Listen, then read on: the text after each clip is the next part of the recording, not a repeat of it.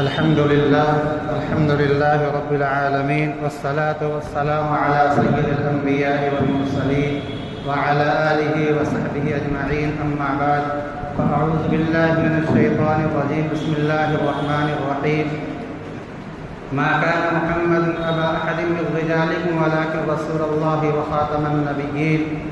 وعن أبي هريرة رضي الله تعالى عنه قال قال رسول الله صلى الله عليه وسلم فضلت على الأنبياء بست أحلت لي الغنائم ونصرت بالرعب وجعلت لي الأرض مسجدا وطهورا وختم بالنبيين أو كما قال عليه الصلاة والسلام۔ بزرگوں اور دوستوں، جس طرح سے قرآن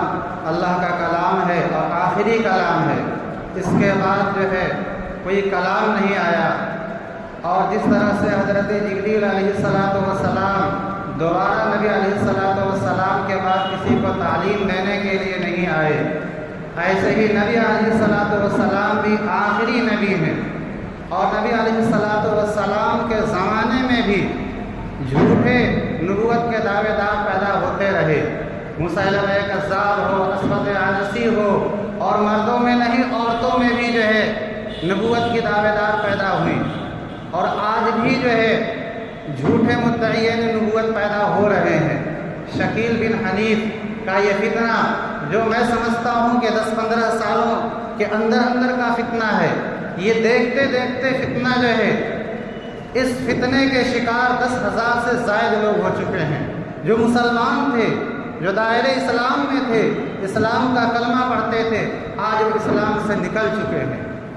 ہمارے ایمان کی جو اسلام کی جو بنیاد تھی کلمہ توحید، تو کلمہ توحید مختصر لفظ ہے، کلمہ توحید و رسالت، کہ ہم اللہ کو ایک جانیں اور محمد صلی اللہ علیہ وسلم کو اللہ کا رسول سمجھے، لا الہ الا اللہ محمد الرسول اللہ، اللہ ایک ہے اور محمد اللہ کے رسول ہیں۔ شکیل بن حنیف کوئی نبی نہیں ہے، وہ دربھنگہ بہار کا رہنے والا تھا،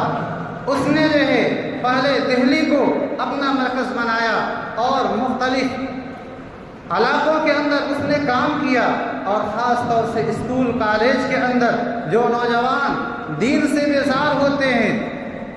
گھریلو مسلمان ہوتے ہیں، دین سے ان کا کوئی تعلق نہیں ہوتا، ان کے ذہن کے اندر جو دین کی بات بیٹھا دی جائے اسی کو وہ حق سمجھ لیتے ہیں، اس نے ان پر کوشش کی،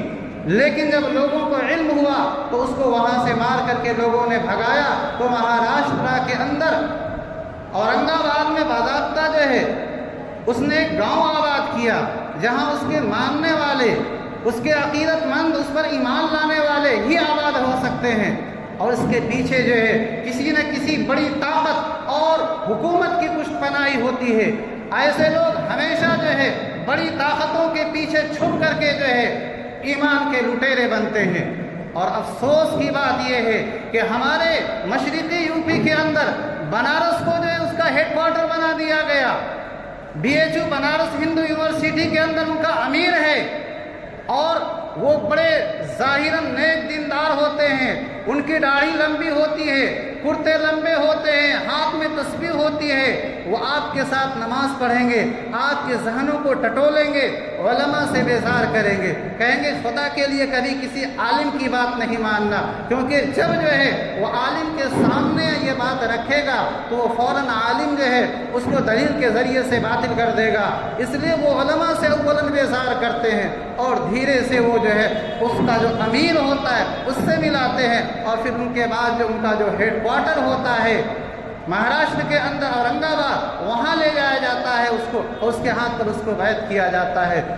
یہ فتنہ جو ہے سننے میں آ رہا ہے کہ ہمارے بنارس کے اندر اور ہمارے محلہ جو ہے کمن گڑھا کے اندر بھی قدم رکھ چکا ہے۔ ہم کیا جواب دیں گے اللہ کے رسول صلی اللہ علیہ وسلم کو جب قبر کے اندر نبی علیہ السلام کا دیدار کرایا جائے گا کہ تم کیا کہتے ہو؟ ہم کیسے کہیں گے کہ ہم نبی علیہ السلام یہ ہمارے نبی ہیں؟ ہم نے تو شکیل بن حنیف کو جو ہے نبی بنتے ہوئے دیکھا، لوگ اس پر ایمان لاتے رہے اور ہم خاموش بنے رہے۔ اس لیے یہ ہم سبوں کی ذمہ داری ہے کہ ہم جو ہے اس فتنے کا جو ہے سدباب کریں، اس کے لیے ضروری ہے کہ ہم اپنے نوجوانوں کو، اپنے بوڑھوں کو بھی، بزرگوں کو بھی ایمان کی، عقائد کی تعلیم دیں۔ ہماری مسجدیں، ہمارے گھر جو ہے عقائد کی تعلیم سے جو ہے آباد ہوں، کیونکہ یہ جو ہے اسکول کالج کے بچوں کو نشانہ بناتے ہیں۔ اور اسی لیے میں کہتا ہوں کہ آپ اپنے بچوں کو جہاں اسکول میں پڑھا رہے ہیں، وہیں آپ اپنے بچوں کو دینی تعلیم کا بھی جو ہے نصب کیجیے، اور اس کے لیے آپ جو ہے شکر گزار بنیے کہ مدرسہ مطلب العلوم جو آپ کا مادر علمی بھی ہے، یہ جو دینی اور دنیاوی دونوں علوم کا گہوارہ ہے، یہاں آپ کو دین بھی سکھایا جاتا ہے اور دنیاوی علوم بھی سکھایا جاتا ہے۔ یہاں دین کے ماہرین بھی ہیں اور دنیاوی علوم کے ماہرین بھی ہیں۔ بچہ 8 تک پڑھنے کے بعد آگے کلاس میں پڑھنا چاہے، اس کے لیے راستے کھلے ہوئے ہیں۔ وہ عربی درجات میں آنا چاہے، دین کا عالم بننا چاہے، اس کے لیے بھی راستے کھلے ہوئے ہیں۔ حافظ بننا چاہے، اس کے لیے بھی راستے کھلے ہوئے ہیں۔ لیکن اس کے ساتھ جب وہ دنیاوی علوم کے میدان میں جائے گا تو اس کا ایمان مضبوط ہوگا۔ اقرأ بسم ربک الذی خلق، اللہ کے نام کے ساتھ پڑھنا ہے، اللہ کے ذکر کے ساتھ پڑھنا ہے۔ کہیں بھی جائے گا، کسی بھی یونیورسٹی کے اندر جائے گا، وہ اللہ والا رہے گا، غیر اللہ والا نہیں رہے گا۔ کوئی شکیل بن حنیف کا آدمی اسے گمراہ کرنا چاہے، گمراہ نہیں کر سکتا ہے۔ میں انہی چند باتوں پر اپنی جو ہے بات کو ختم کرتا ہوں اور امید کرتا ہوں کہ یہ ہم سب، یہ ہماری ذمہ داری نہیں، مفتی احمد سعید صاحب کی ذمہ داری نہیں، مفتی نثار احمد صاحب کی ذمہ داری نہیں، مولانا آزاد صاحب کی ذمہ داری نہیں، یہ ہم سب کی ذمہ داری ہے کہ ہم اپنے معاشرے کی فکر کریں۔ ہر نوجوان کا ذہنی عقیدہ کیا ہے، ہم اس کو ٹٹولے۔ اپنے بچے کو اسکول میں ڈال کر کے ہم بے فکر ہو جاتے ہیں۔ اسکول میں مختلف پروگرام ہوتے ہیں، ان کی ذہن سازی کی جاتی ہے، ایسے لوگوں کو بلایا جاتا ہے۔ ہم اپنے بچے کی پورے دن کی کارکردگی معلوم کریں کہ آج کیا پڑھایا گیا، کیا سمجھایا گیا، کیونکہ اس کے سادے ذہن پر جو اسکول کے اندر بات بیٹھا دی گئی وہ آخر تک اسی راستے پر چلے گا۔ آپ یقیناً آپ اپنے بچوں کی فکر کریں گے، اور اس کے لیے میں نے بتایا کہ ہمارے مدرسہ مطلب العلوم کا دروازہ کھلا ہوا ہے۔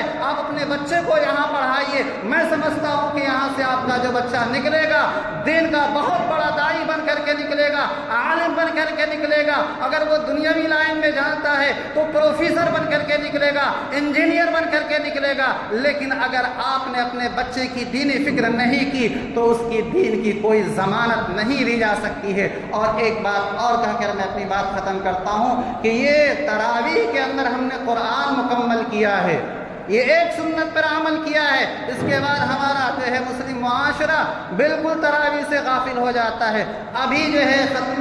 تراویح کی سنت باقی ہے جو چاند رات تک جاری رہے گی، تو آپ لوگ اس سنت پر بھی عمل کیجیے گا۔ اللہ تعالی ہم سبوں کو عمل کرنے کی توفیق مرحمت فرمائے، آمین۔ وآخر دعوانا الحمد للہ رب العالمین۔